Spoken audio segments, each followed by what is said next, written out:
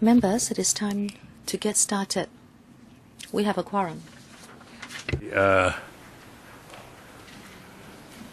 Lee Chak-yen, second round, 3 minutes. Thank you, Chairman. In the first round, the Secretary said something as if he did not neglect the public system, but this time you only increased the expenditure of the HA by 0.4% and the HA has to use its reserves. You say the reserve is for rainy days. Now, at this juncture, I don't think it is rainy days yet for the HA, and you are asking it to use $1.6, $1.7 billion of its reserves. So are you saying that this is already rainy days for the HA? I don't think so. I think this affects the overall financial robustness of the public system. Mr. Lee, in fact, I am quite lenient. But we are talking about the CU Hong Kong Medical Center. Please, if you still follow up on your last question of public system. Well, this is because once we have the medical center, there will be an impact on the resources available for the public system. That is why. And talking about fees and charges, you talk about affordability. I think you are complimenting the work of the government, VHIS. Of course, we object to the VHIS. We don't know whether the VHIS will come to pass. They say there will be a package fee and there will be a premium. By paying the premium, you will be entitled to the package fee. And the CU Hong Kong was saying that they would use the package as the standard. And if you can afford the premium, then it would mean you can afford it. But I'm afraid that medical costs will go up. And fewer people will be able to afford what the Secretary and the D of H can or are proposing. Because you are not going to monitor the fee or the premium. You only make sure that there will be a package fee. You can say because it is a free market and so you cannot monitor it. And there is no transparency on your part or on the part of hospitals. If your supervision is not transparent and plus you do not monitor the premium, in the end, not even the middle class can afford the premium. The CU was saying you would follow the package fee approach and that would mean people can afford it. Now, I beg to differ. You say there will be package fee for 70% of the services. What about the remaining 30%? Does it mean doctors, and especially the famous ones, will be given a free hand to charge as much as they want? Professor Fogg. Yes. Or Dr. Fong. I'd just like to comment on the remaining 30% without a package fee. What we want to do about the fee structure is that the medical center itself will do its own supervision. Most of the doctors will be hired by us, and it will not be the same as the mode of operation in private hospitals. Since the doctors are recruited by ourselves, we will be able to control the fee levels. Mr. Lee was asking the package fee. You say it should be affordable to the middle class. I believe you are talking about, first of all, how much it is, and secondly, that it will be told before admission. And you say that people will not be in for a surprise when they are discharged. Mr. James Toh was saying he doesn't know how much he has to pay when his mother will be discharged. So the important thing is you tell people how much it will cost upon admission. I think this is what they mean. So you know beforehand.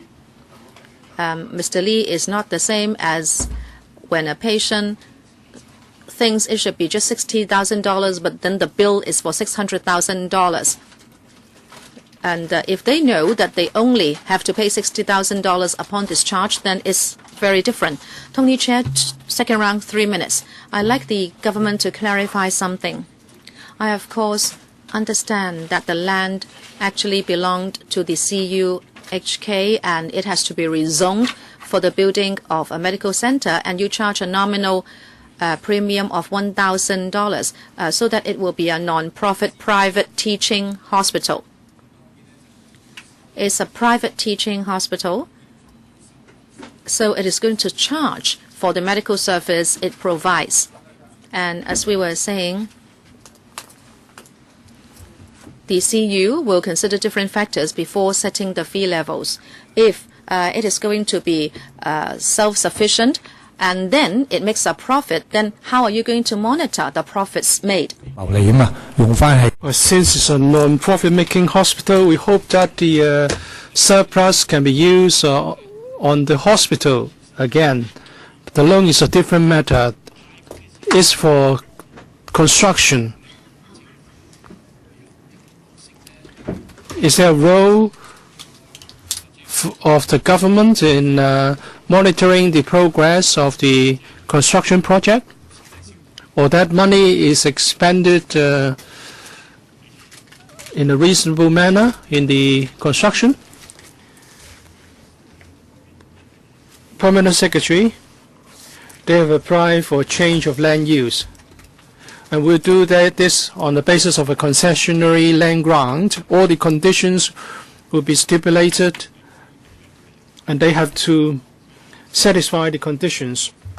The land grant is administered by the Lands Department, and since this is a hospital, apart from the fact that it is to be a private, non-profit making private hospital, and there's a loan, so there are also other conditions such as the offering of package prices. The day-to-day operation is monitored by the Department of Health, and there's also the condition to submit annual report, and there will also be inspections and visits to check for compliance. Last time, when in respect of private hospitals, it was said that there was no penalty mechanism. But for this one, we have incorporated some penalty provisions, for example, fine or suspension of the operation. And the Lands Department would also be informed if there's a breach, so that lease enforcement can also be considered. The monitoring will be very tight. What about the loan? As we set out in the paper, there is the agreed arrangement for repayment, and also the terms of the loan is such that during the 15-year repayment period, the Department of Health and the Food and Health Bureau will be monitoring the performance.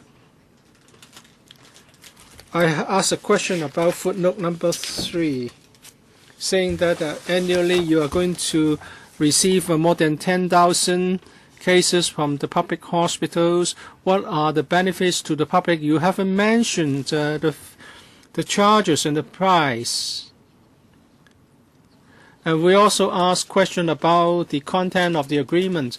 The Secretary said that there's no agreement yet. But in answering other questions, you refer to the agreement. Is there an agreement, a written agreement? I don't think it's a secret. Can this be made available to this council?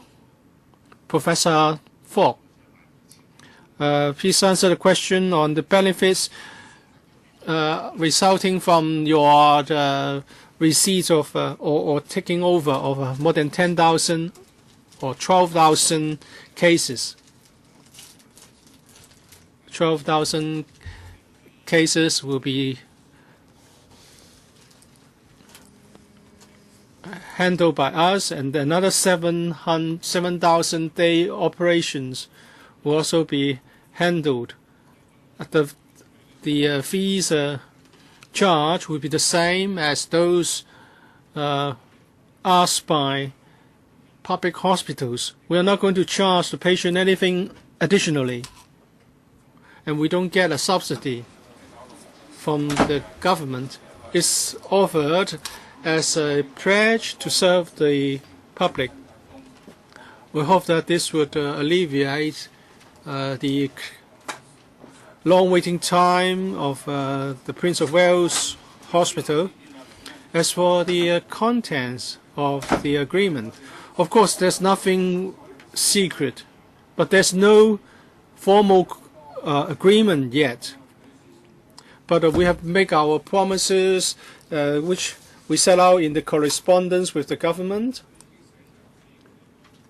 And these have all been put in enclosure 2 to the submission, and also enclosure 4, extra commitments undertaken by CUHK and proposed terms and conditions of the government loan. These are binding on us, although we don't have a so-called agreement, signed agreement, but we have had some discussion. We have made our commitments. They are binding on CUHK, and of course they have been endorsed by the University Council. Let me ask a further question on behalf of Ms. Sit-Ho. I'm a bit confused here. In enclosure 2 and enclosure 4, you have set out certain things. Would that be put in the future agreement? It seems that if you approve this, you will get a loan. And then the Permanent Secretary said that in the land grant, there will be conditions. So in the future, there will be something in addition to what has been agreed by the University Council. Yes, there will be something that would incorporate what you see in the enclosures. And then there will be agreement, and it will be made public, not just to the Council, but to the public. Right. Dr. Fernando Zhang. Actually, my answers, my previous answers were not, previous questions were not answered. I asked whether the precious knowledge and experience from a public hospital would be transferred to a private hospital, mainly serving the middle class instead of the general public. Professor Fox said research, scientific research, will be undertaken by big public hospitals. But public hospitals are not in the business of doing research. It should be the work of a teaching hospital. So it should be the duty of the teaching hospital of CUHK. So I'm a bit puzzled that you are saying that this is something for big public hospitals. And also I'm talking about valuable experience and skills. Are you going to withdraw some of your medical teaching staff from Prince of Wales Hospital to this hospital? And I don't remember who said this, Professor Fogg or Dr. Fong, saying that this will give some of these HA staff a choice because the environment is not as good. And the second question is that about creaming, and that is you take the cream of the patient groups, and that is to say those who can afford, who are middle class people, would be lured away. As for the less complicated operations, will be handled by this hospital, and more complicated ones will be refer back to public hospitals. So this is a screening process. How do you select your patients? You offer package prices, but you have to make sure that you won't make a loss. If you expect the patient to stay for 3 nights And if the patient has to stay for a month, then you're bound to make a loss. So are you going to turn away these patients? As for the question of creaming, your question was a different one. You was asking whether if the package price is for a stay of 3 nights, and would the patient be turned away on the 4th? Professor Fogg, the strength, the main team of the CUHK teaching faculty will still be at the Prince of Wales Hospital. The experienced professors to professors doing research will be still doing their work in the teaching hospital of CUHK, i.e. the Prince of Wales hospitals. They will not be transferred to this private hospital of CUHK. Dr. Feng, when it comes to the thinking behind providing the service, we don't have this notion of creaming. It's not just related to public-private collaboration. Even in the public sector, different hospitals play different roles. Not every one of them can do all operations. So they have to complement each other. It's interactive depending on the need of the patient and the best environment to put the patient in for the purpose of treatment. So referral of a patient is made based on clinical judgment. When we offer package prices, what we want to do is to inform the patient in advance what he is expected to pay. And actually, we need to do a lot of things before we can offer this. We have to manage our quality of service so as to avoid complications as far as possible. We have to handle the medical processes to the best of our ability in the clinical environment before we can do that. If out of expectation the patient cannot be discharged in 2 or 3 days, the treatment will continue. We are not going to refer patients just out of cost considerations, but where to put a patient is a clinical judgment. We'll have to look at the environment, and the specialist teams will best serve the interests of the patient. And this arrangement is the same for both public and private hospitals. Mr. Alan Leung, first round, 5 minutes. Concerning this loan of $4.033 billion, Professor Fogg said there was discussion between CUHK and the government, and the terms and conditions can be found in Enclosure 2 and Enclosure 4.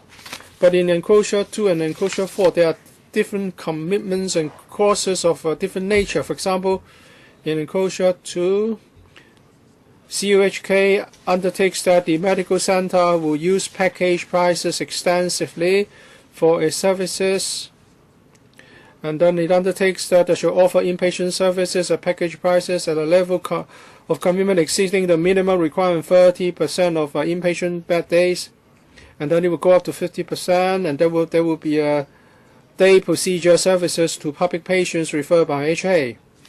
As for Enclosure 4, there are the terms and conditions and repayment arrangement of the government loan. If these are to be translated into enforcement provisions, that there are a few things that we can do. Either in the town planning process, you put them in the planning parameters, or in the process of granting the land, in the land lease, you incorporate the terms in enclosures 2 and 4, or in the loan agreement, you set out the same terms. Chairman, in the past, the Director of Audit and the Public Accounts Committee of this Council, in handling audit reports, did look at the messy accounts of private hospitals. The problems, some of the problems still linger.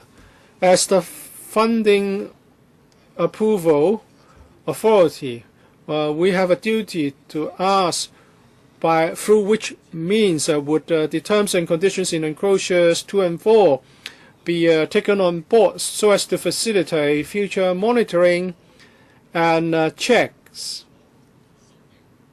So who can tell us that among the terms and conditions in enclosure 2 and 4, what are you going to do? Are you going to do it through the town planning process, land grant, lease, and loan agreement conditions and clauses, and which terms and conditions will be handled through the different means? Mr. Leung has raised a question involving 2 points. The land use of the site will be changed, and we are going to offer a concessionary land grant, and then there will be a loan agreement for which the first 5 years will be interest-free.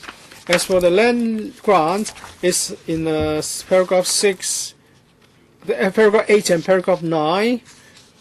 We have set out that there will be a land grant agreement, and then there will be a service agreement setting out the requirements in this submission. This is a land grant involving concessionary premium, and what is special is that we are also offering a loan, and there will be another loan agreement. It's in enclosure 4, as the title suggests. Proposed terms and conditions of the government loan for the CUHK Medical Center development projects. So the main clauses are set out in that enclosure. As for how we can provide safeguards, it's in the last paragraph of the enclosure. Also, just for the record of the Finance Committee. So, are you saying that the terms and conditions in enclosure 2 will be realized through the land grants lease? As for enclosure 4, proposed conditions and terms, they will be set out in an independent loan agreement. Well, these are the principles that we have set out.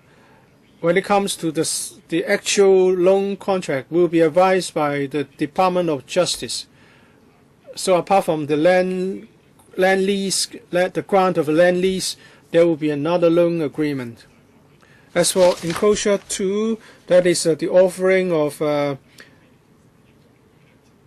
package prices. It will be for the long term, so they will be realized through the conditions in the land lease or through the service agreement.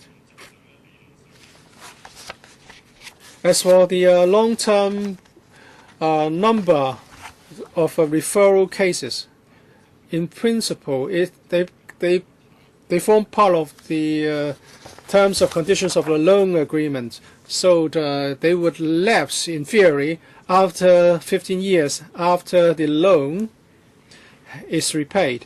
But the CUHK undertakes to do it for permanent. So we are going to incorporate this in the land lease. So as long as the hospital is there, it will be subject to the land lease conditions.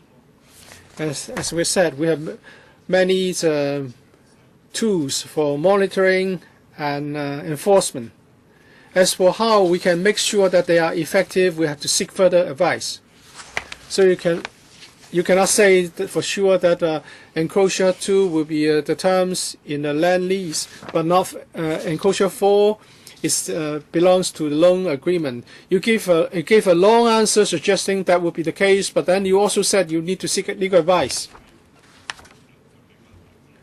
There will be a land lease and there will be a separate loan agreement. So in the loan agreement, you will set out the terms and conditions of loan repayment. As for the service agreement, what they are required to do for you, they will be put in the land lease. Well, they will be part of the conditions under the land lease.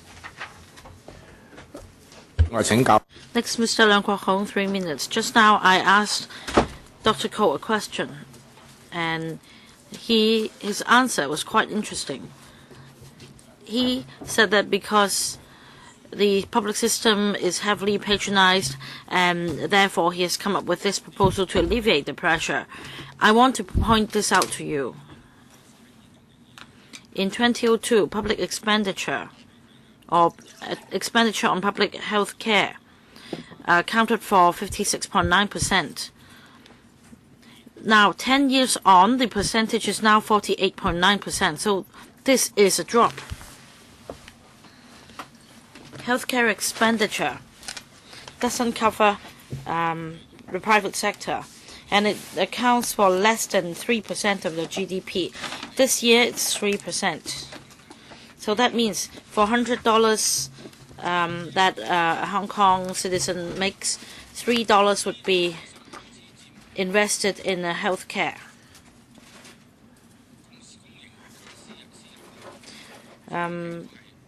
Putting public and private health care expenditure together, then it's standing at the range of 4.9 to 5.2%. So is this public health care or not? Because from the products proposed, I don't think this is public health care. So in financial terms, is this public service or not? I had this experience. I consulted the Queen QMH earlier because of the gallstone, and I am going to spend money and have the examination conducted at Precious Blood Hospital instead of a public hospital, because I would have to wait forever in a public hospital. And then, well, are you going to let Secretary answer your question? I think he has already answered your question. I think as Bureau Director, he has to explain this. Well, I don't know when you stop, because sometimes you talk non-stop. So are you going to let the Secretary answer? Chairman. Well, I think Mr. Leung's case can also serve as an example, because there are people queuing up in the public hospitals, and in fact they tell me that if there is a mechanism, say when there are more hospital beds in private hospitals, when there are packages, and when they can take out a policy under the VHIS, they would go for private hospitals and would not queue up for so long. So, sorry, speaker's not coming through. In fact, what you're trying to ask is whether this item comes under public health care, and he hasn't answered you. We're talking about a loan. Well, let me say this once again. Public health care expenditure increases every year, as you can see from the figures. And Mr. Leung Kwok Hong, if you used up your time, please give him time to answer. And it stands at around 17% of total public expenditure. Several years ago, it was just 15%, so it's on the rise. All right, both of you are talking about something irrelevant to the loan. Dr. Helena Wong, third round, 2 minutes. Chairman, my question is this, about the commitments undertaken. Well, just now we talked about the number of cases to be received in the first year and then the following years. And that is a quantifiable indicator. And then in the enclosure, I have read the terms and conditions, and those terms and conditions are really quite harsh. I mean, the government can take over the hospital, and the CHK strangely agrees. Now, what about the new cases to be received? I'd like to know the fee levels for patients referred by the HA to the medical center. Are they going to pay the fee at the level of a public hospital's fee? I believe the answer is yes. Yes, we covered that already. What about the prescription, surgery, hospital bed, follow-up appointments? Will there be any difference between the cases coming from public hospitals and cases received by the medical center itself? If there are two different standards, does it mean that the CHK will need to receive cases where there would be losses? Professor Fogg. Well, we have made this commitment to take 17,600 SOP cases and some 6,000 surgery cases from the Prince of Wales Hospital. But in terms of quality, we must meet the standard required by the Prince of Wales Hospital. Otherwise, we won't be giving any help at all. And for these cases,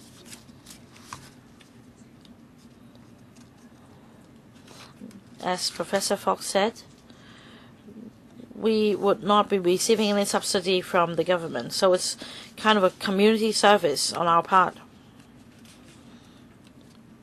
So there'll be two different fee levels in our hospital, but the quality would remain the same.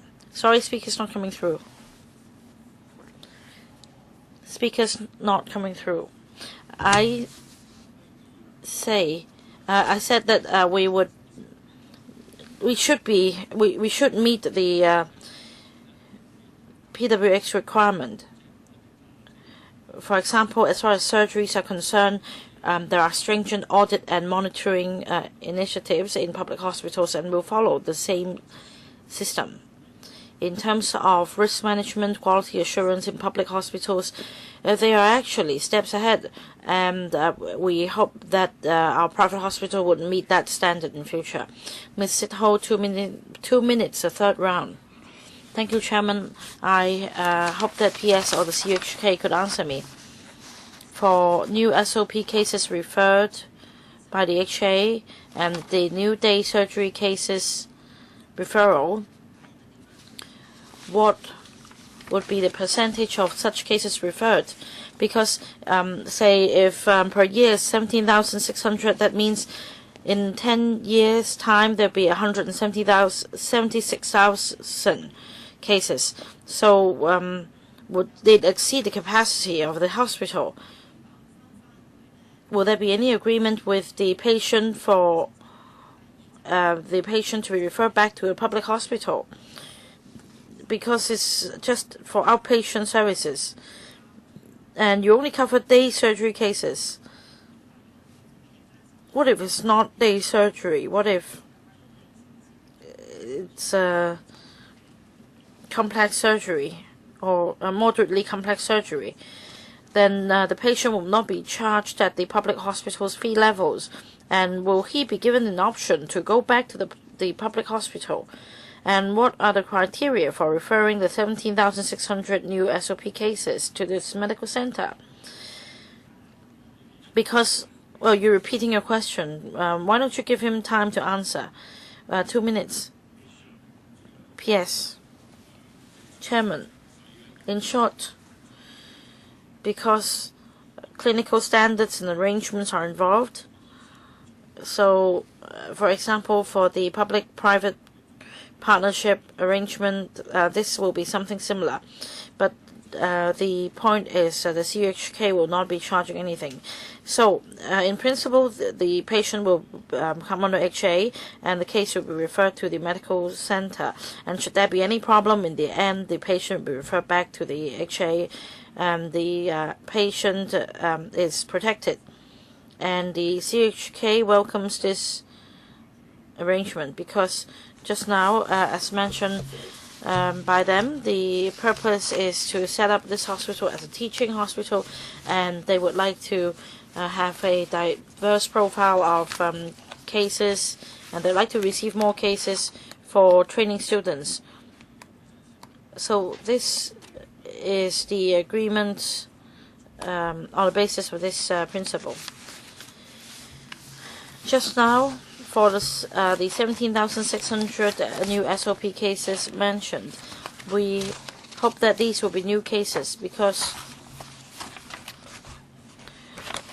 we could only address the problem of long waiting time in public hospitals by taking up new cases. Because usually the long waiting time for, comes from patients in new cases, and in terms of service quantity and waiting time in public hospitals, they are constantly evolving. Because, for example, several years ago, for some services, the waiting time was quite long. Now it's shorter, and vice versa. And in the course of planning, we will discuss with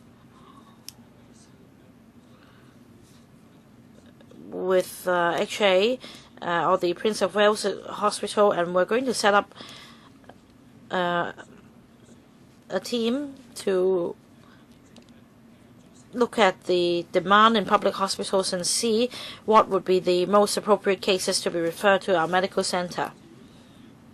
And this is to answer your question on referral. And what about the percentage of cases referred to the center? Well, this is just an estimate. Of course, we use a set of figures to support our projection. However, this is just a rough estimate. Things may change in the future, and our estimation is that the referral cases will account for 9 to 10% of our total number of cases. So you will start to take up the case and then decide whether to refer him back to the public hospital. Well, that depends on the patient's choice. And Ms. Sitho was right. She said that our hospital doesn't cover complex surgery cases, and in fact we have. You can consider our center as a branch of the HA, under which we take up 17,600 new SOP cases, and we have a mechanism to follow up on the cases with the Prince of Wales Hospital.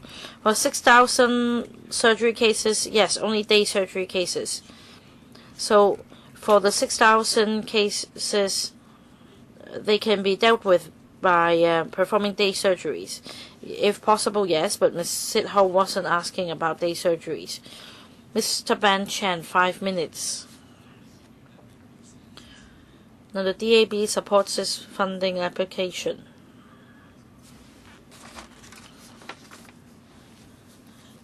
Now, the problem, the questions that have been discussed at the panel meeting.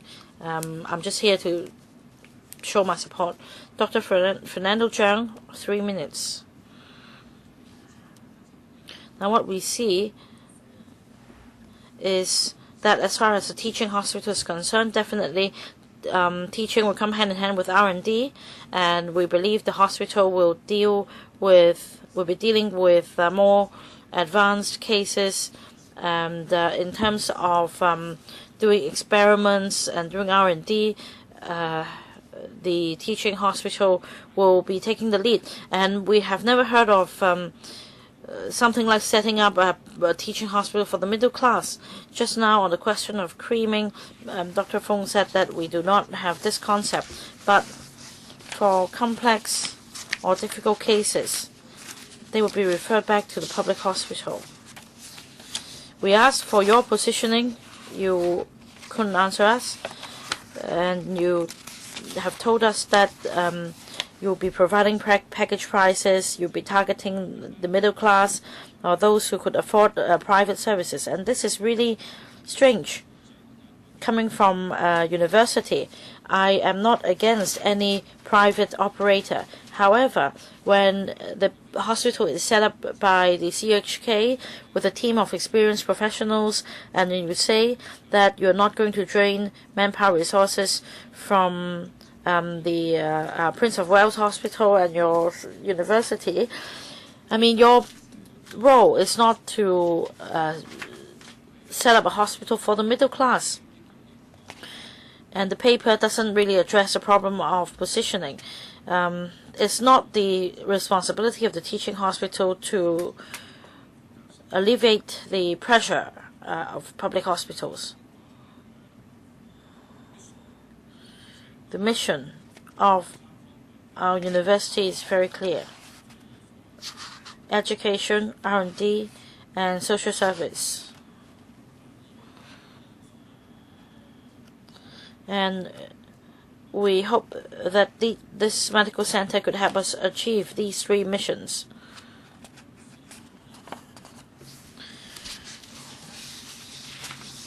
Now, we think that the private healthcare sector is not very satisfactory in the moment, and we hope that we could set an example in terms of more transparency and better pricing. This is also one of our missions.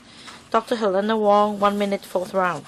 Chairman, I want to pursue the question of two systems in the same hospital. You answered that that would be the case for fees. What about the quality and the surgeries, prescription? Would there be two systems in the same hospital? Mr. Fong. So she's suggesting that if you charge such a low fee, would you give a substandard prescription to patients? No. Well, let's say for Prince of Wales Hospital, there is a drug formulary. If you have a heart disease, then if you go to a cardiologist, you will be there will be different choices of drugs. And in a private hospital, the medicine might be of a better quality, and yet the patient is paying the public hospital's fee level. So which level? I mean, which type of drug would you prescribe? Well, first of all, cheaper drugs doesn't mean it's substandard. So you cannot make this assumption that the cheaper the drugs, the poorer the quality of drugs will be. Prescription depends on the patient's condition and need and its effect on the patient. Of course, the drugs may come in different price levels, but as far as providing service to the patient is concerned, we will provide the same level of service as the HA. Next, Ms. Sit-Ho. Thank you, Chairman. I just now asked a question. PS hasn't answered. How do you choose the 17,600 referral cases? Are you going to choose those who would consult a specialist in the center? Well, as I said, the agreement is perpetual. We will. The principle is to alleviate the pressure in the public system, and we will therefore allow the medical center and the public and the HA to decide. Basically, the principle is that if we see a long queue in the public hospital, we would refer those cases first. Then you need the patient's consent first. Is that right? Because the patient will be paying more for the surgery. So the patient will be informed first, definitely. Mr. Leung Kwok Hong, 2 minutes, the third round. Chairman. Let me read out some figures. I think the government is, well, Mr. Leung Kwok Hong, I don't know what you're getting at. Please don't go on about the expenditure on public hospitals, because today's topic is not about resources for public hospitals. I'm trying to lobby, convince my colleagues not to vote for this item. Yes, you can do your lobbying, but stop talking about resources on public hospitals. In 2002, on the mainland, the proportion of public expenditure spent on public services was 35.8%, and in recent years, 56%. And for us, the respective figures are 56.9% and 48.37%. And I can say it again, in advanced countries, apart from the US and Singapore, where the percentage of medical services is lower than that of ours, all the other countries have expenditure in public service taking up over half of total medical service. And yet we have such a big reserve. And the government is the same government for the 17 years. You have allowed private hospitals to provide type 2 baby delivery service, and yet they account for a bigger amount of medical cost than the public system. Aren't you ashamed about this? You should not be asking academics to think like you. You are touting them to think like you with $4 billion. Search your conscience. Dr. Fernando Zhang, 1 minute. I'd like to ask about the service agreement. Will you state clearly that the staff cannot have dividends paid to them? Of course, directors cannot benefit it. In other words, if there is a profit, there should be no special bonus for the staff. And there should not be any floating pay like people on the URA, depending on the financial situation. Can you state clearly? Are you saying they should not have such bonuses? Right, I'm saying this should not exist. And so they can say there is no profit. No, exactly. I'm saying it should not be distributed to the staff. I don't want them to distribute bonuses.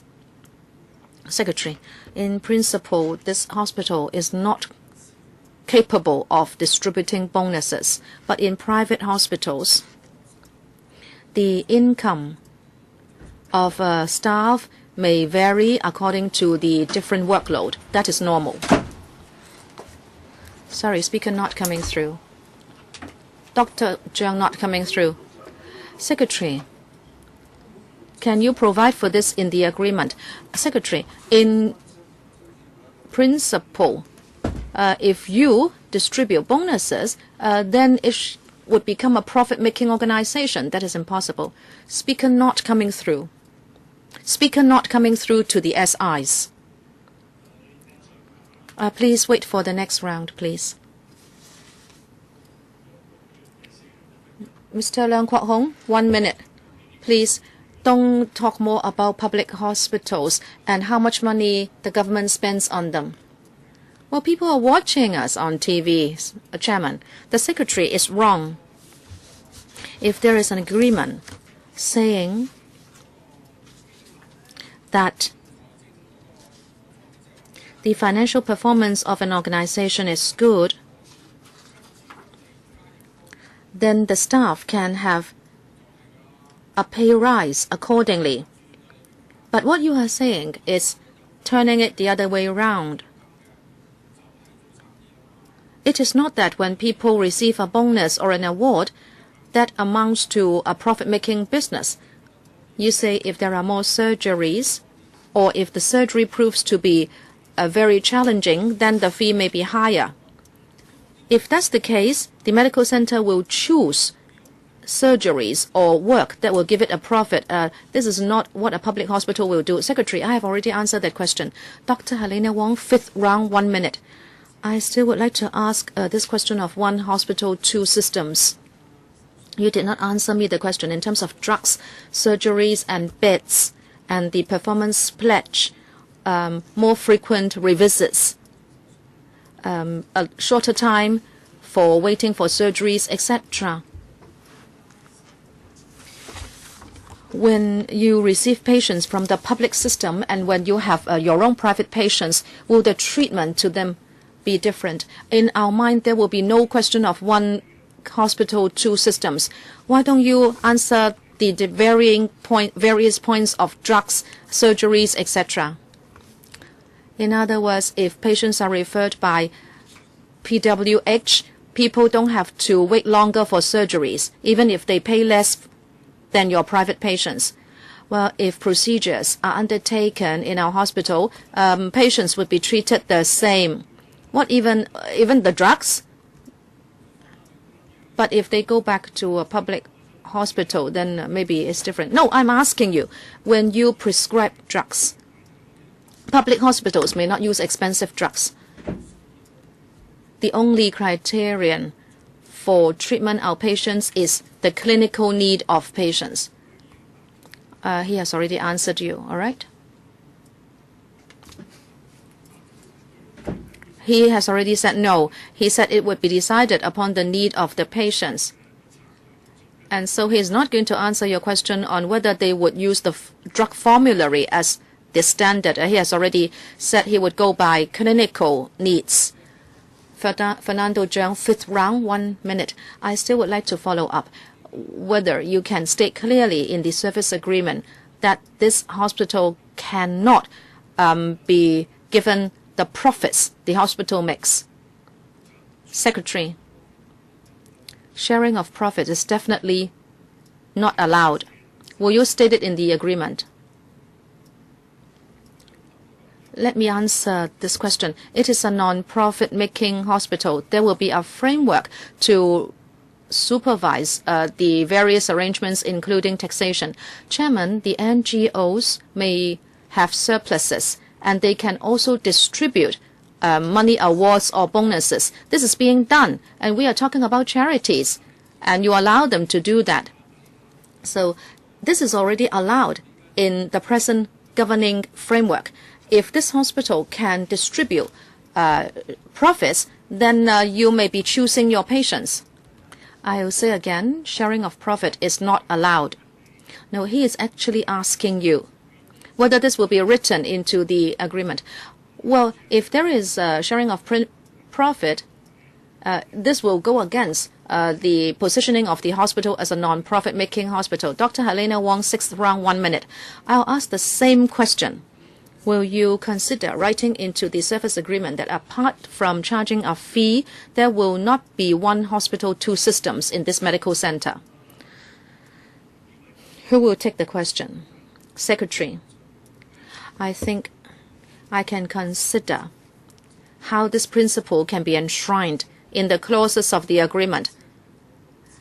I cannot promise you that I will use the wording you have proposed, because all the clause and terms will be subject to more discussion, including the legal aspect. Can I please confirm whether you will apply the concept of so-called robbing the rich to help the poor? I think Dr. Fong has already said that in accepting patients from the public hospital, this will be regarded as a service. In other words, the profits made from seeing patients who are not from public hospitals may have to subsidize other parts of the service. Ms. Sit Ho, 1 minute. You cannot allow sharing of profits, but if you charge exorbitant fees, it will be also a monetary incentive. How can you monitor this? In the board of directors of the medical center, Dr. or Professor Fogg, will there be public opinion representatives so that you reassure us that there will be enough monitoring? We are asking for so much of the detailed information, but you cannot give it to us. But can you just give the undertaking? Professor Fogg, I cannot make such commitments on behalf of the board of directors or the council. In fact, there are many people who are not from CU Hong Kong on the council, and that would represent certain public opinion. And in fact, there are 3 legislators on the council. And the council also watches over the board of directors of the medical center. This is the present framework. Next, Dr. Fernando Zhang, 6th round, 1 minute. Chairman, now I don't know whether it is really impossible for them to share profits, because as far as I know, this is what charities are doing. This has been done before. I hope the Secretary will take a closer look. The best thing is for you to stick this in the service agreement. And secondly, Dr. Feng said that if it is a challenging case, it may be referred to the public system. And if it is not extremely challenging, then this patient can be accepted into the medical center. So do you have a mechanism to decide which patient to admit and which patient not to admit? Dr. Feng, sorry, speaker not coming through. It will be decided by the clinician.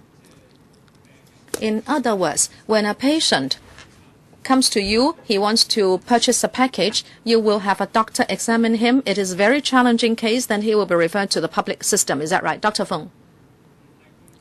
It is not as simple as that, Dr. Zhang. As the Secretary said, we have to make clinical judgments. But this is not rocket science. Secretary, Dr. Zhang, this is what private hospitals can do. If I go to a private hospital, well, I have been a private doctor for 7.5 years, I will also have to make a clinical judgment when a patient comes to see me and whether I can admit him to a private hospital. If I cannot handle it, I will refer him to a public hospital. Does any other member wish to speak or have a question? Does any other member have a question?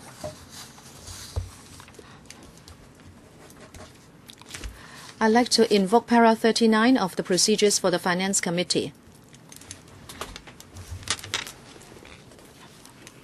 Can you speak into the microphone? I cannot hear you. You want to invoke 39 for what?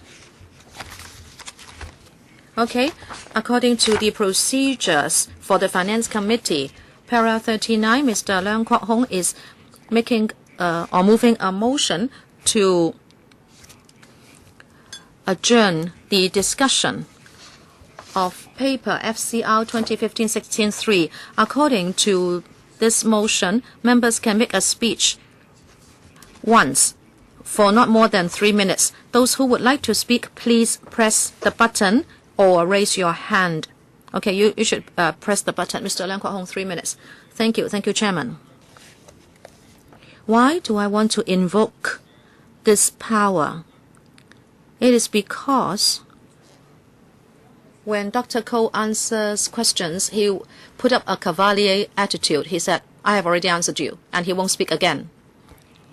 Look, this is a big amount. It is $4 billion. We are just asking you for assurances. This is because you have invented this CU Hong Kong Medical Center, which is neither fish nor fowl. You say there are 3 objectives. Professor Joseph Shun said that it would target the middle class, but this is going to be a teaching hospital as well. So is it going to serve the middle class or is it for teaching? You think you can certainly have it passed because the pro-establishment members are here and you are just trying our patience. Well, it doesn't hurt you if you get the funding 1 week later. People are asking you whether you can prevent a sharing of profit as in the HA, whether you can write it into the agreement. You can actually say that you will ask the DOJ to explain laws to members because members are ignorant. But do you understand the law in this respect? Do you? You are just a doctor looking after health. Whether this can be written into the agreement, well, don't ever think that because you have high popularity ratings, this is just because you are lucky. In Hong Kong, we don't have a lot of trying cases, but a few hundred people have died from the flu. Look, the best thing is for this to be adjourned. So we can write questions to the chairman, and the chairman can relate the questions to the honorable secretary. And if you don't understand those issues, you can refer to other government departments. Don't pretend to say that you know the law. You say if there is a sharing of profits, it would amount to a profit sharing or profit-making organization. We don't have to be told by you. The present phenomenon we are seeing is that non-profit-making organizations are sharing profits.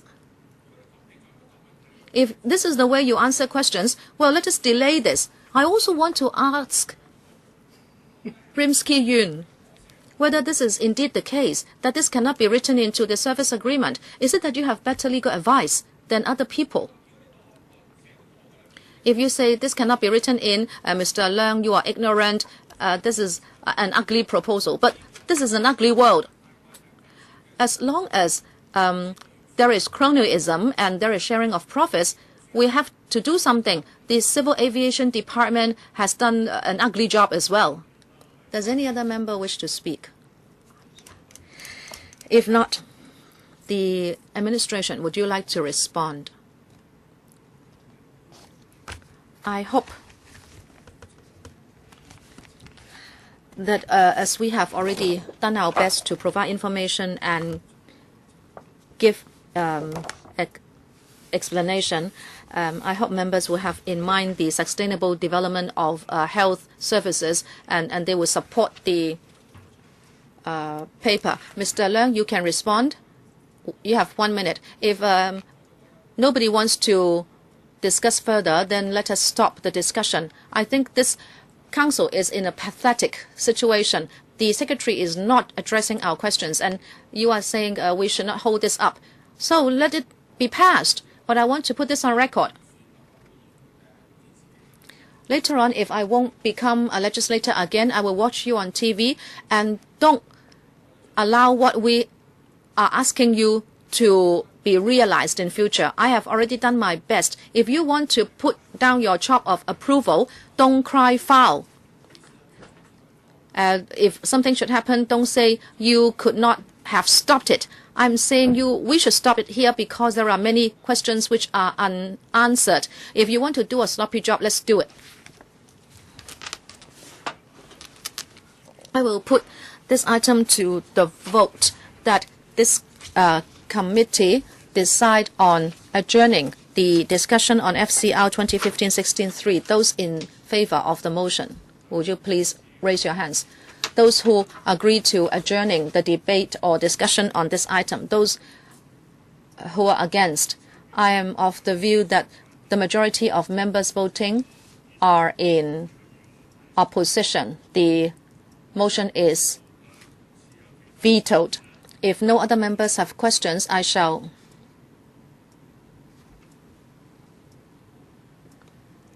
Dr. Helena Wong, you have a question? Yes, I have a question.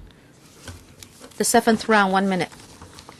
I'd like to ask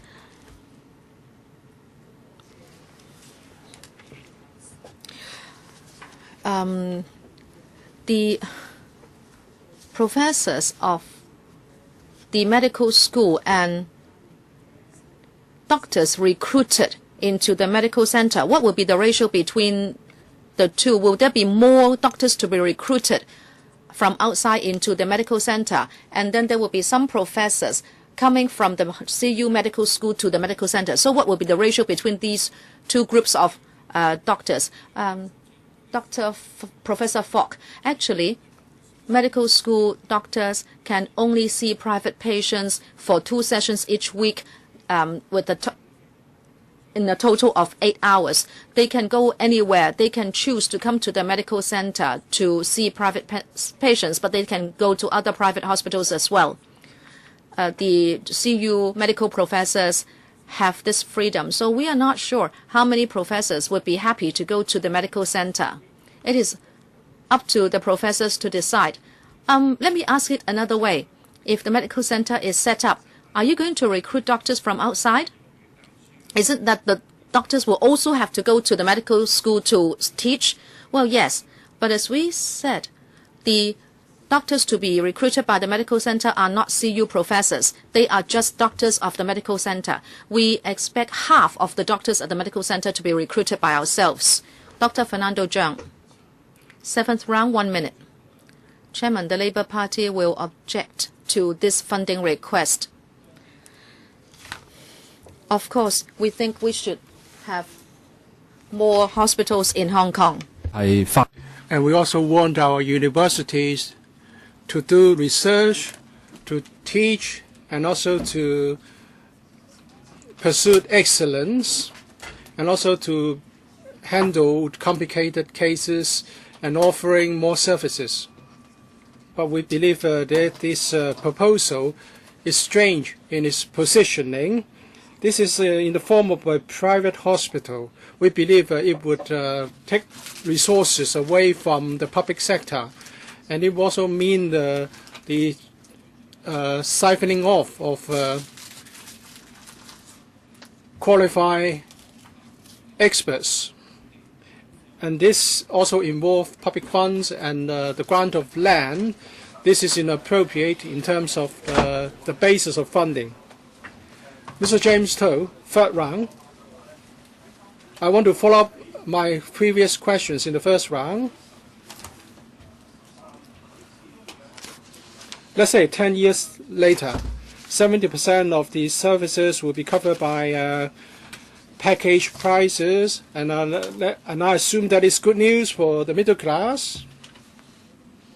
I asked whether more can be covered, and the answer was that don't worry, even if there's a surplus, it would have to be utilized in such ways as approved by the secretary or the government, and that it will be used on the hospital in any case.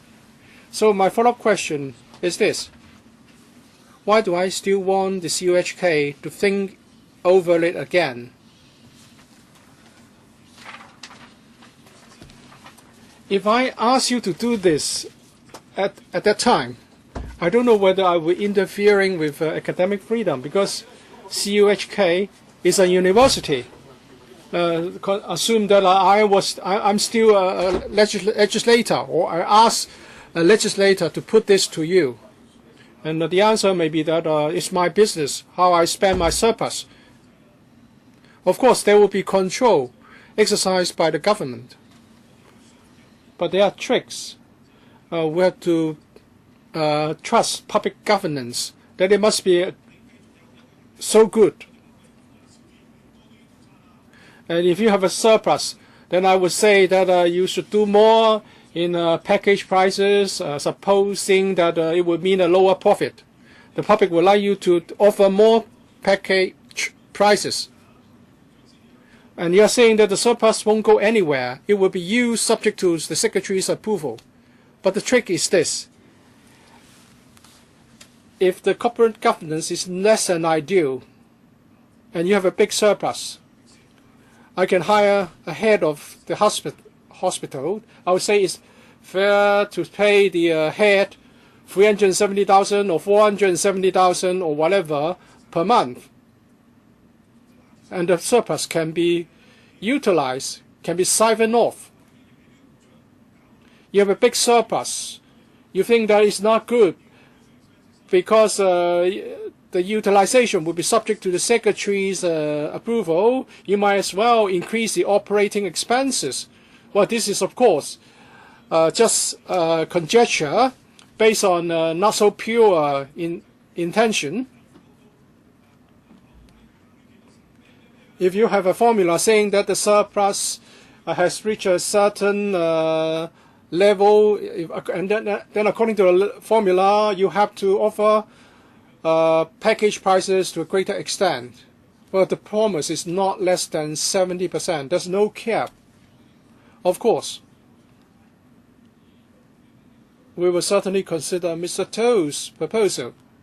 And it can be a floating percentage, especially in the case of the arrangement years down the road.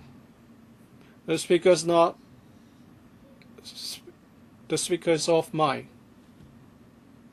The speaker's not coming through.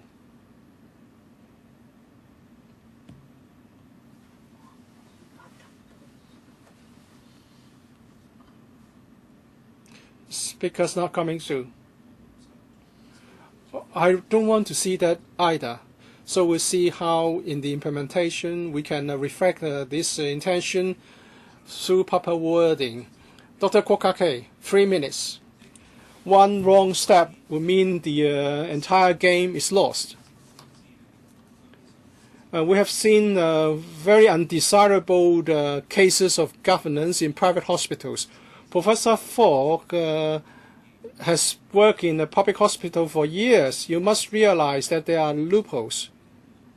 Well, you may say that you can act as the proper goalkeeper, but in the future you may not still be heading this. Neither will Dr. Kuo or Dr. Feng.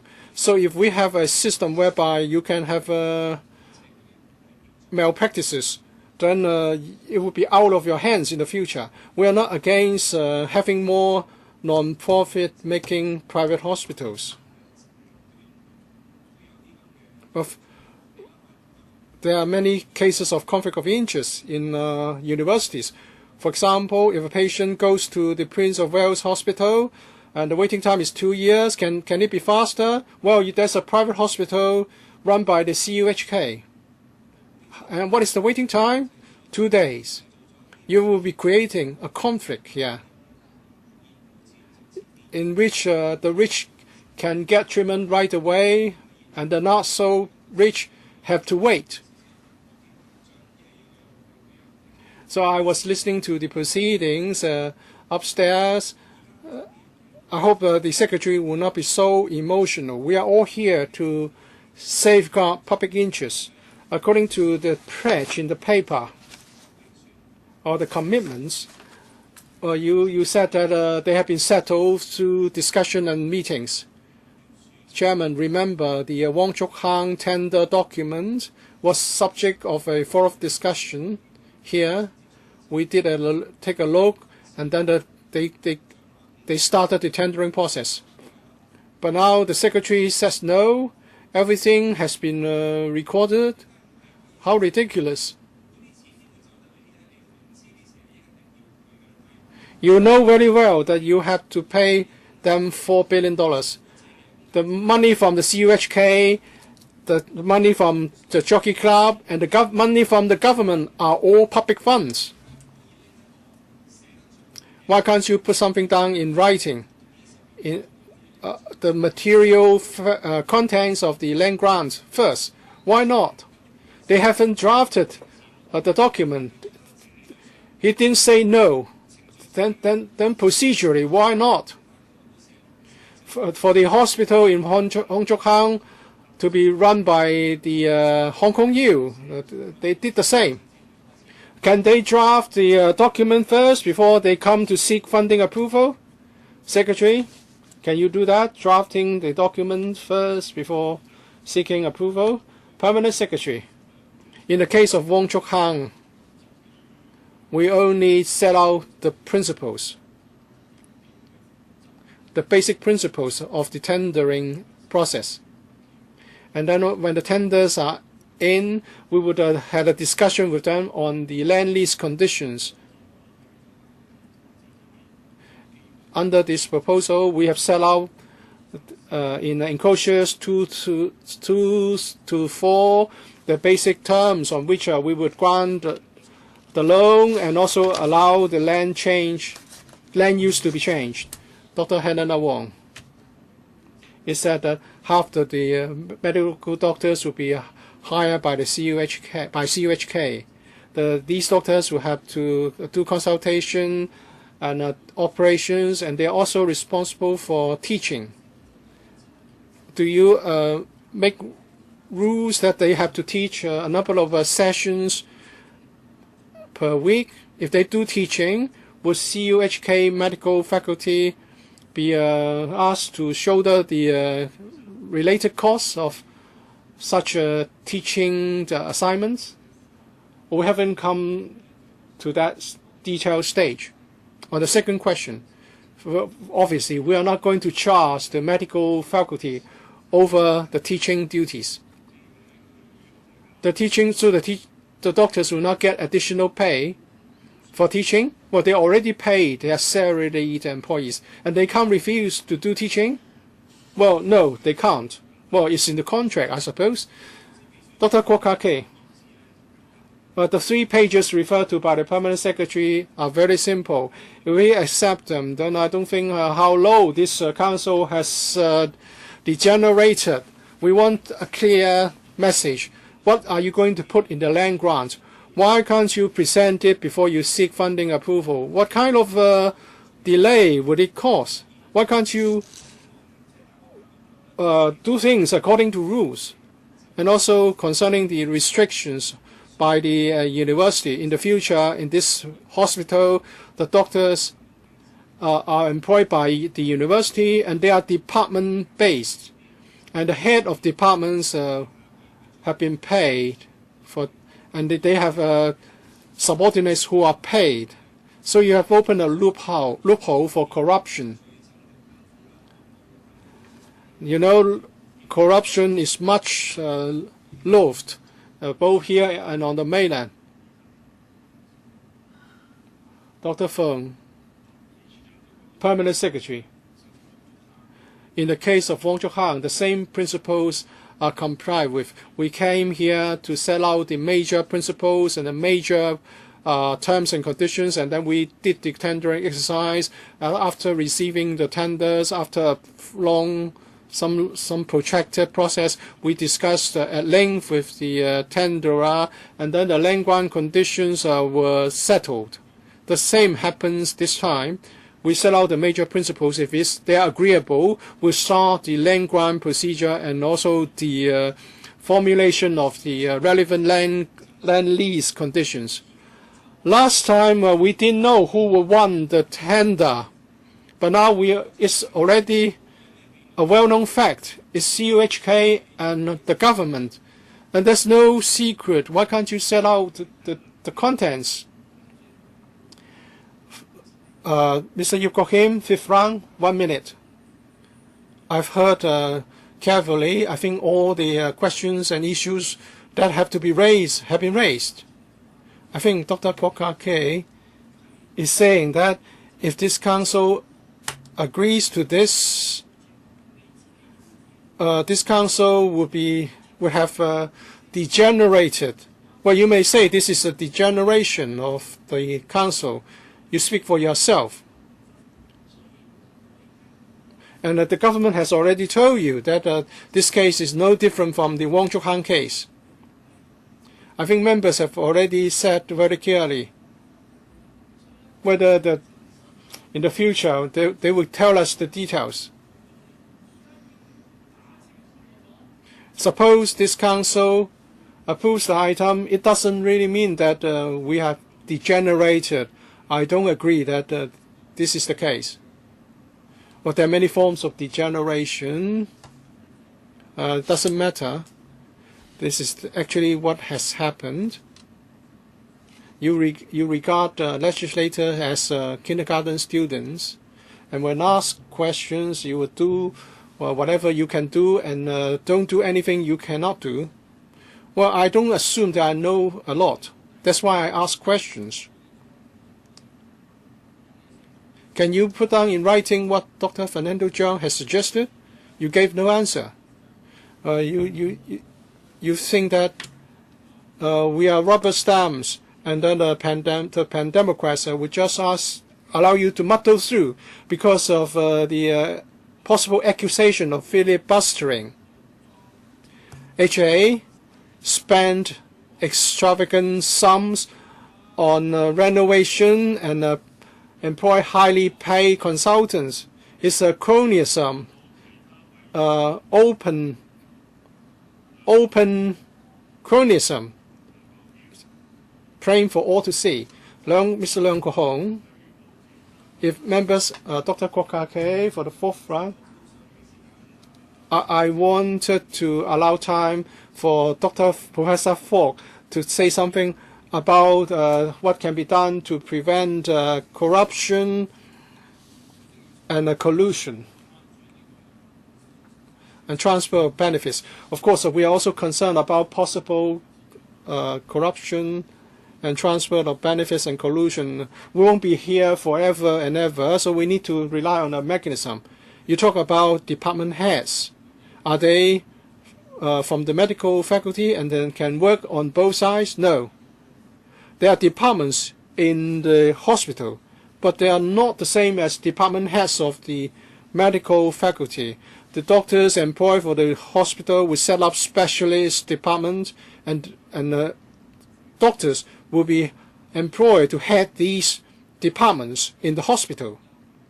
The professors are working in the faculty, and they have no incentive for the professors to do anything in the hospital. They don't work in the hospital. There's no benefit to be gained. We have a mechanism to prevent all these problems.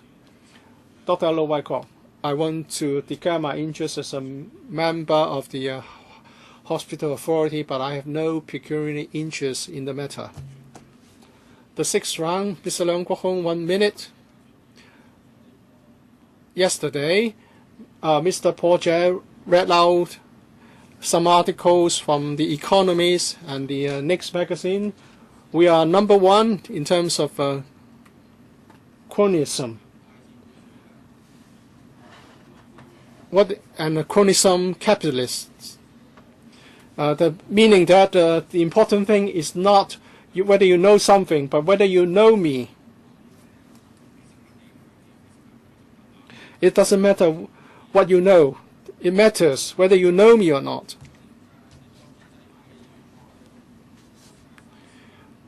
The pro-establishment members are accusing us of filibustering. We put very clear questions.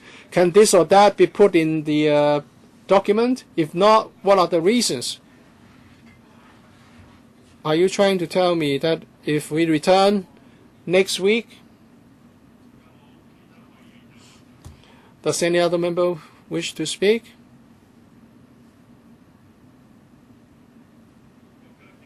Dr. Kwok Ka-Kay, fifth round, 1 minute.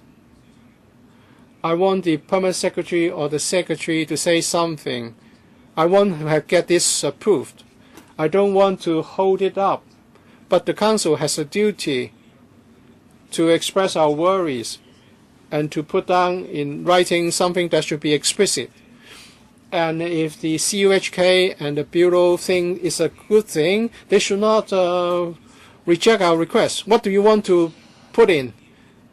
We want to have a text showing the land grant conditions. They are going to draft it. You want them to draft it first, and then they can get the funding approval next week. Well, you have asked this question again and again, and they have said no. If you veto it, they will have to do as you suggested. Dr. Hannah Wong, many questions have been raised by the Democratic Party. It's not that we don't support the scheme, the proposal. There are merits, but we also have worries, misgivings. It's said that in the agreement you will set out many things. Apart from the fees and charges, there will be no one hospital, two systems in this CUHK hospital, and there will be no difference in the treatment the patient gets between those who are referred from the public hospital and those who are your patients. They won't be given worse medication, worse wards, or worse standards in treatment or operations. We want to get clear undertakings that service quality would be the same. The principles referred to by Dr. Wong and other members are all agreed by us. We don't want to have a situation whereby there are two systems in a hospital. What we can do is to take on board your views as far as possible, because we are on the same side. We'll try to reflect all these in our future agreement. Does other member wish to ask questions? Mr. Leong Kok Hong. The seventh round, 1 minute. Now the Secretary has made it clear. He has relaxed because the end is approaching. The government should be decisive. We are not asking you whether you are going to do it. Don't just say that you would do it. You have the drug formulary for public hospitals, and many people are forced to buy expensive drugs or forced to take cheaper drugs with more side effects. Joseph Song has said this is a hospital for the middle class. Are you saying that those who are referred to you by the Prince of Wales Hospital will get the same treatment? I don't believe it. Write it down.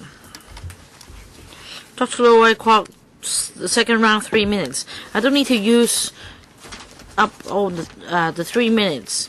I just now spoke to declare my interest. I now speak to support this item. Healthcare services in Hong Kong should have diversity.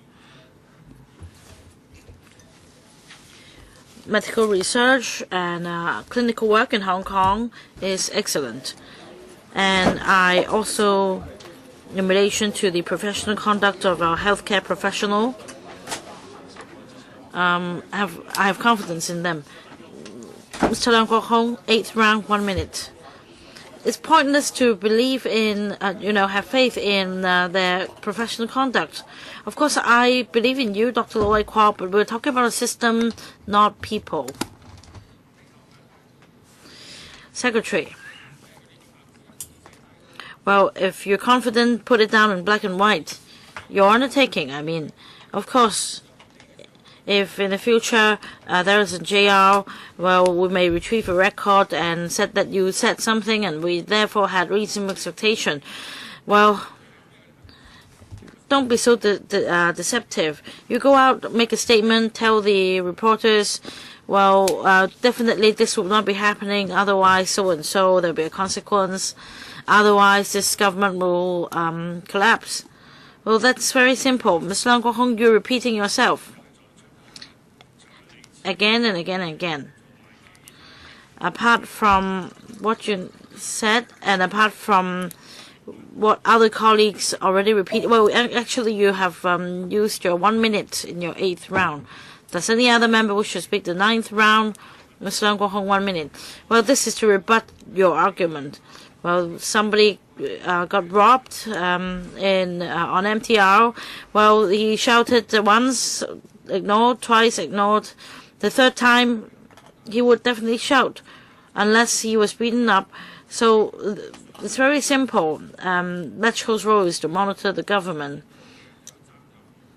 You are somebody with high standards, and you must make us understand. The point this government should make everyone understand its policy. So stop using jargons. Do we ask outrageous questions? This happened to HA, this happened to CAD. The HA recruited a lot of consultants with extravagant renovations. Don't you think this would attract criticisms? Any other questions from members? If not, I now put this item to a vote. With those in favor of FCR 2015-16-3, please raise your hands.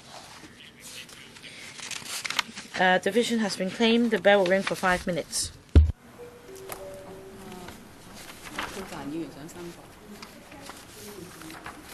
葛珮帆議員。係啊，我想 Dr. Elizabeth Quat, I want to declare that I'm a member of the Council of the CUHK. Mr. Gary Fan, I'm a member of the Council as well. 仲有4分幾鐘，仲有冇同事要申？ We have some 4 minutes left. Any other declarations to make?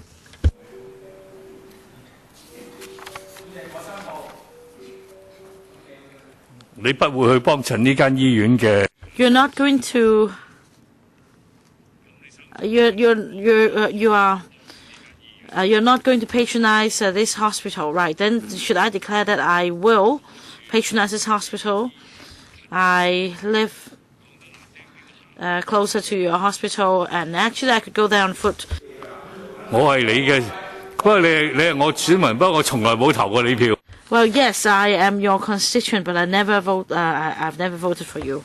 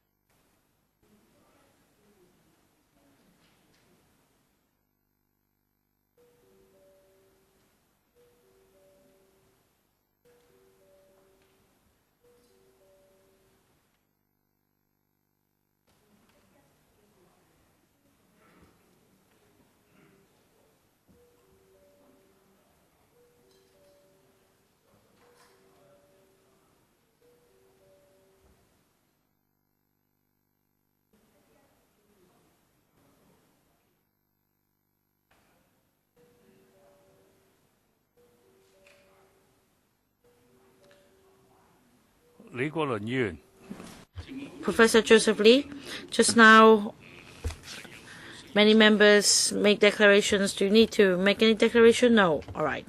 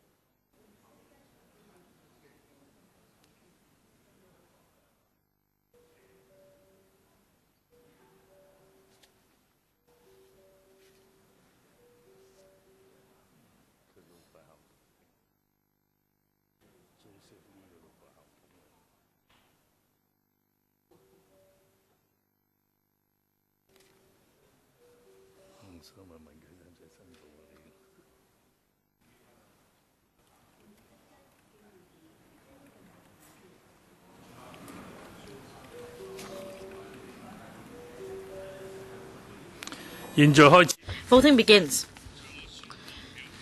Before I announce the voting result, members, please check your votes. Voting is closed. The result is displayed. Voting result: 37 present, 34, 5 against, 1 abstain. I declare the proposal passed. Item 5 and 6, FCR bracket 2015-16, close bracket 4 and 5. These two items have to do with new contract RCHE. I propose to discuss these two papers in one go, and then the papers will be put for to separate voting. First paper, FCR 2015-16-4.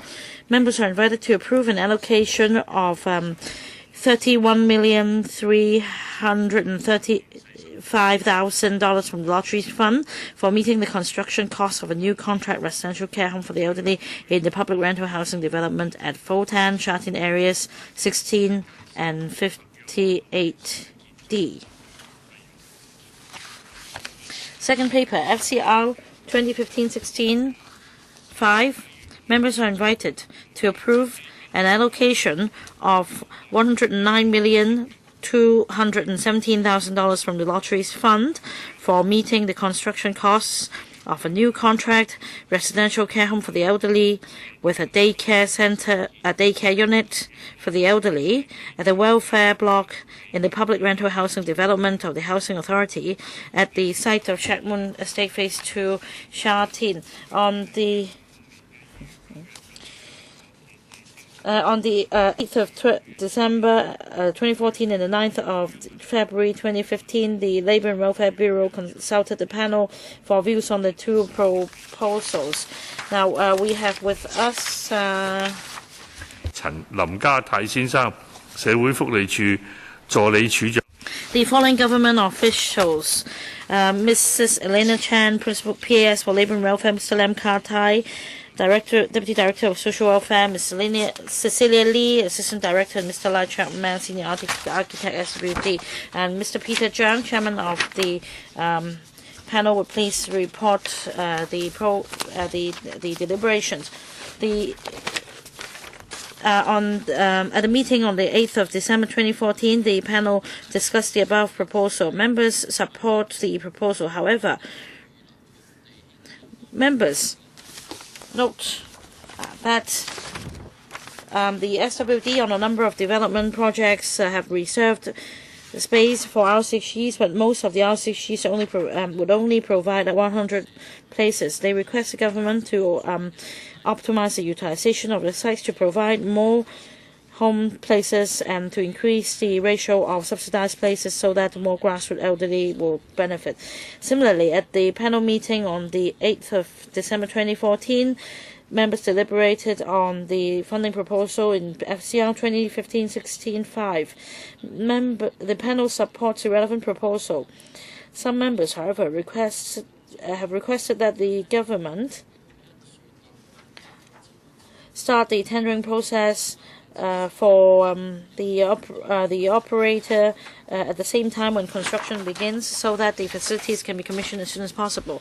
They've also urged the government to reserve space for R6Gs in new and also existing PRH estates.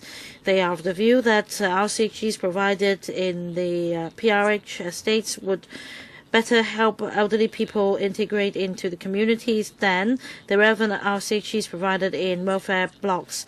These members have also requested the government to to build more RCHs to increase the supply of places. Chairman, if I may, I want to ask some questions. Yes, first round. I'd like to follow up on the points raised by members on the 9th of February in relation to the ratio of subsidized places. Well, basically, the ratio now is 6-4. That is 6 for subsidized places and 4 for self-financed places. We believe that since for self-financed places, the level of fees are higher and not many elderly people may afford such places. We then propose a ratio of 8-2. However, in the government's paper, Enclosure 4, it is said that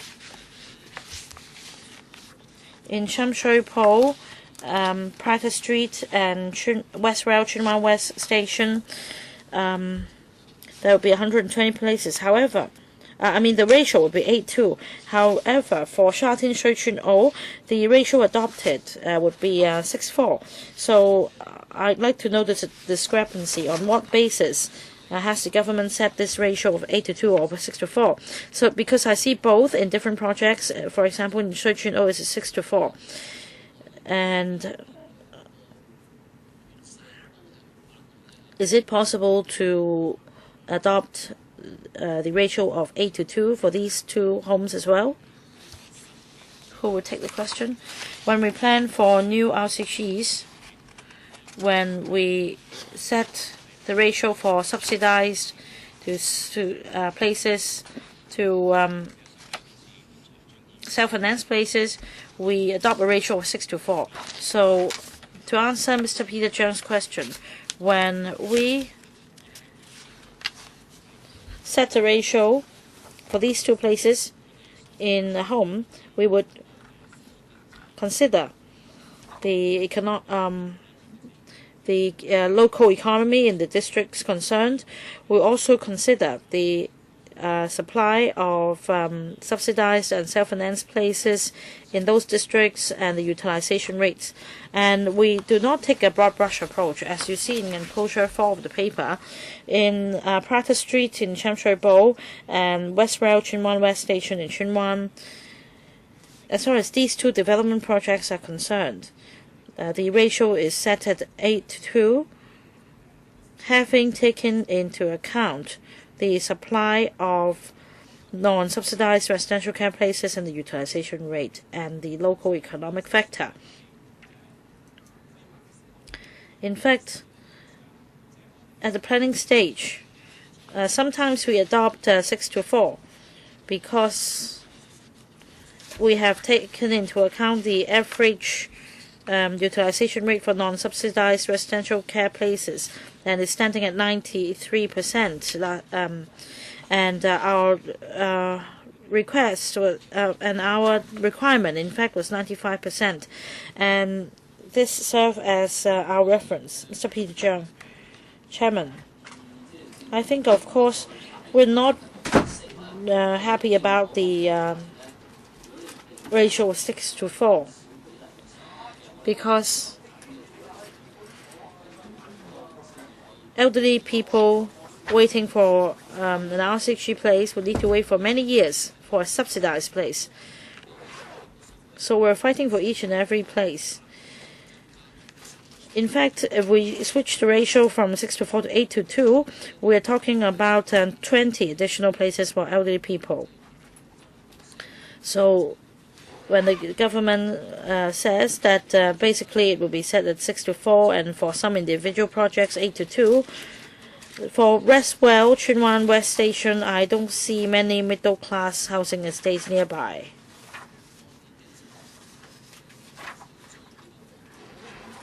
So I think the government should review the major principle. It should be 8:2 instead of 6:4. Who will take the question? In Tsuen Wan, as mentioned just now, we look at the supply of subsidized places. Non-subsidized places. In fact, there are over 4,000 such places in Tsuen Wan. So, having considered that there are an abundant supply of non-subsidized places in Tsuen Wan, and of the 24 contract homes, 7 of them have had a ratio of more than 6:4. Dr. Lloyd Kwok, I need to declare that I am a member of the Housing Authority because these two items have to do with HA projects. So I need to make this declaration. But I have no pecuniary interest. Well, since you declare, I need to declare as well. I'm also a member of the HA. Dr. Fernando Cheung. Of course, we support the items because we have over 30,000 elderly people on the waiting list. However, my comments are as follows. First of all, you need to have proper planning. because every year 5,000 or 6,000 elderly people die before they could get a place. So you could give us an indicator, for example, for PRH, the undertaking is 3 years. And what about RCGs? Give us an indicator. Secondly, to follow up on Peter Zhang's concern, we want to raise the proportion of subsidized places because, according to your assessment, the elderly tenant has the need, and if the elderly person is to wait for a subsidized home, he would need to wait for some 3 years. Whereas if he opts for a self-financed place or non-subsidized place, he could immediately get a place, but it will be charged at a basic rate of 10,000 a month. So if you have money, you get a place immediately. Otherwise, you need to wait. But this is a this is a facility subsidized by public coffers. We are not talking about asking for 100% subsidy. We are saying allowing a flexibility of 8-2 even for those which are or should be self-sufficient. Why do you want to stick to 6-4? Because in principle, it should be 100% subsidized service. When will you review this ratio of 6-4 and enhance it? Chairman, as we said,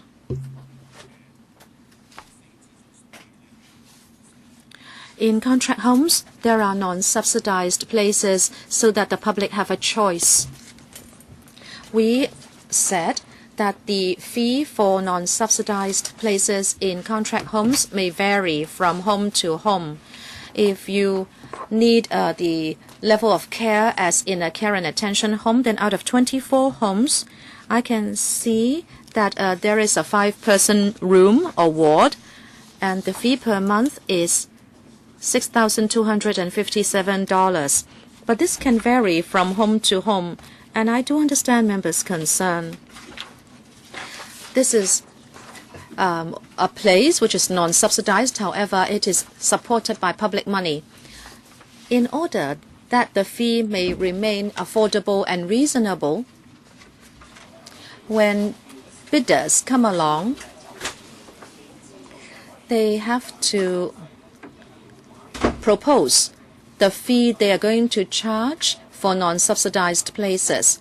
In order to encourage people to set an affordable fee in the scoring system for tender assessment, out of a total of 100, the bidder proposing the lowest average fee would be given 10 marks.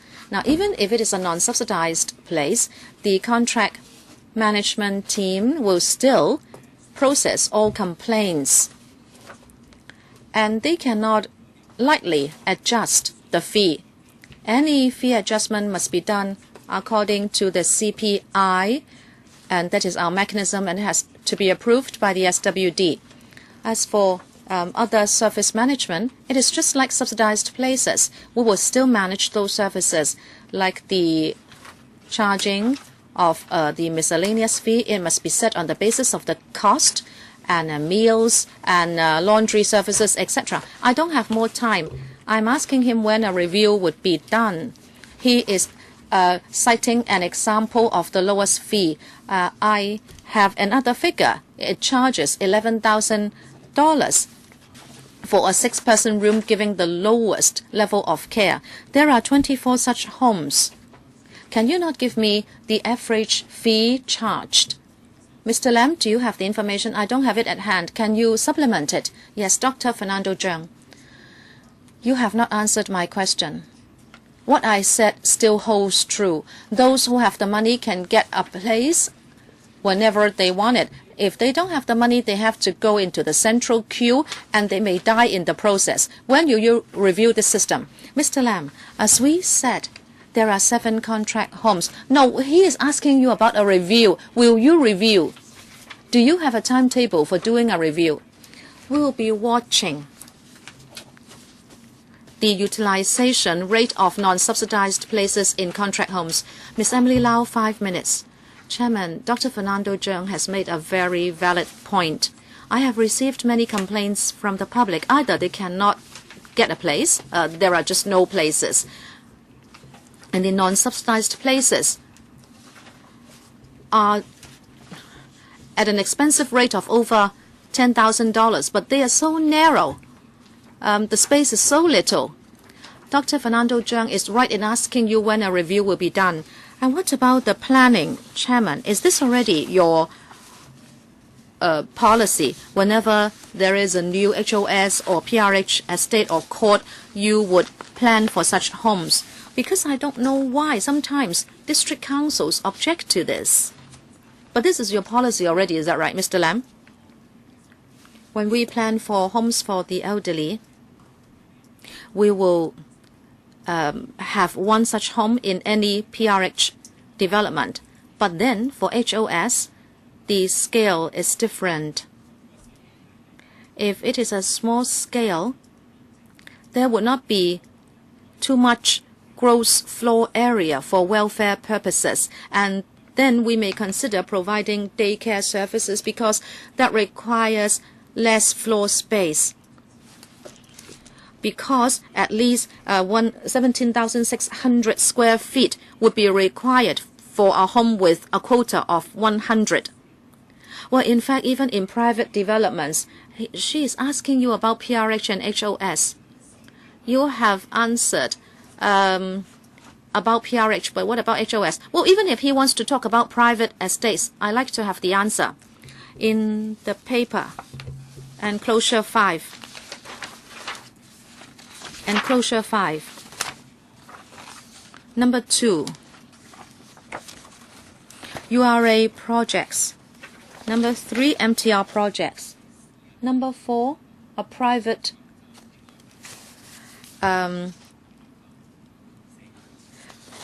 project. And then number 7, GIC. And then enclosure 4.